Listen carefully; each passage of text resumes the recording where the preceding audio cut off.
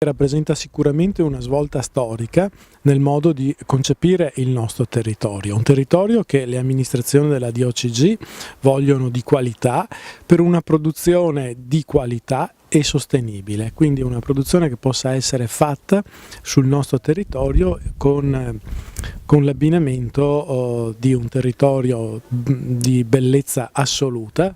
Non vogliamo più vedere o non vorremmo più vedere le strisce gialle, con un prodotto quindi che proprio per questo sforzo che viene richiesto ai produttori sarà certamente di altissima qualità. Noi controlliamo regolarmente le falde idriche attraverso i pozzi, attraverso la rete per quanto riguarda l'alimentazione idropotabile. Verifichiamo i livelli di alcune sostanze inquinanti.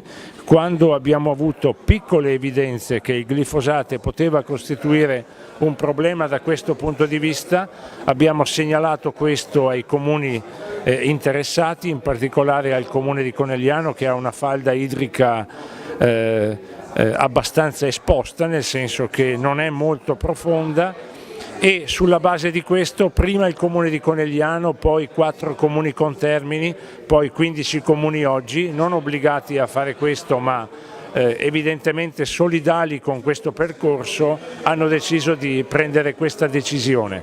È una decisione che si inserisce nel più ampio contesto delle iniziative per le quali un territorio così importante dal punto di vista dello sviluppo in qualche modo decide di associare allo sviluppo la sostenibilità e quindi fa un percorso solido verso un'agricoltura green, come si dice oggi. Dal 1° gennaio 2019 i 15 comuni vieteranno il glifosate ed altri erbicidi. È un passaggio importante. Un passaggio che rientra all'interno di un percorso che i viticoltori da anni stanno perseguendo.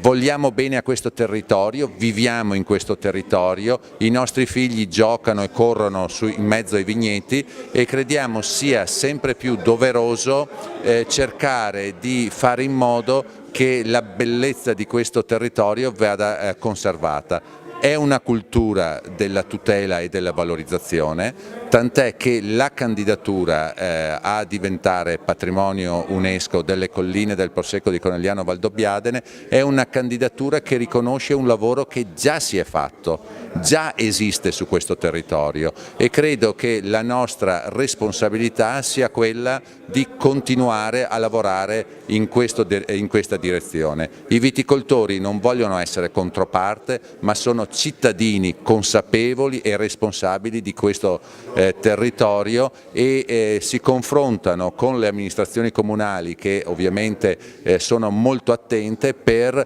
far sì che il Conegliano Valdobbiadene sia una comunità all'avanguardia sul piano internazionale.